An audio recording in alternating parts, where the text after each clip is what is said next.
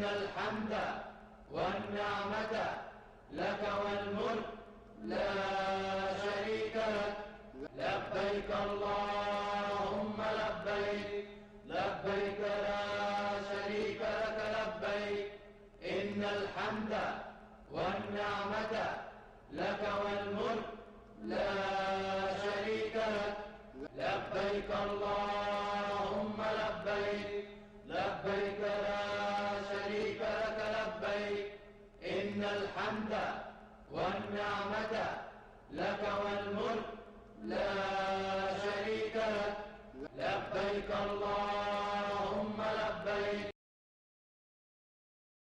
রাহমাতুল্লাহি ওয়া বারাকাতুহু।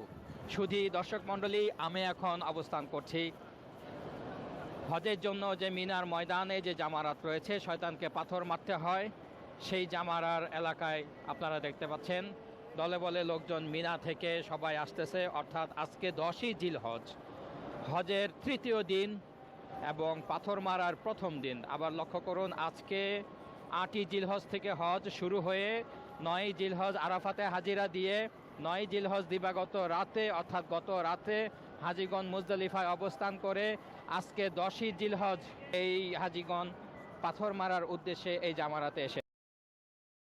এখন যেই জামারা দেখতে পাচ্ছেন ছোট জামারা, এরপরে সামনে রয়েছে মেজো, পরবর্তীতে একদম রয়েছে বড় শয়তানের প্রতিকৃতি। আজকে 10ই জিলহজ শুধু বড় শয়তানকে 7টি পাথর মারতে হবে।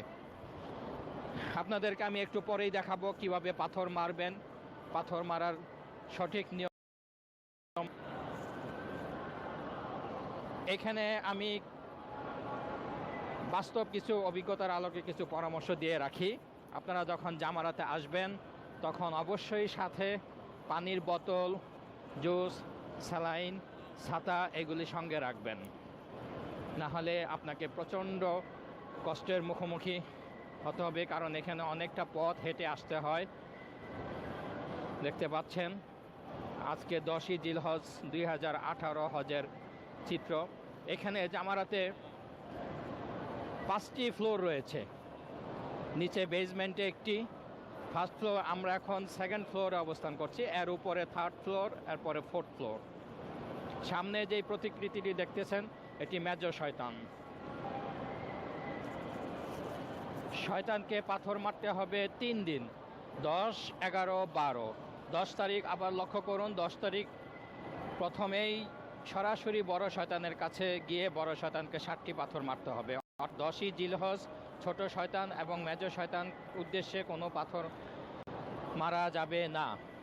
11ই জিলহজ এবং 12ই জিলহজ প্রথম যেই ছোট শয়তানের প্রতিকৃতি দেখালাম সেই ছোটটাকে দিয়ে শুরু করতে হবে।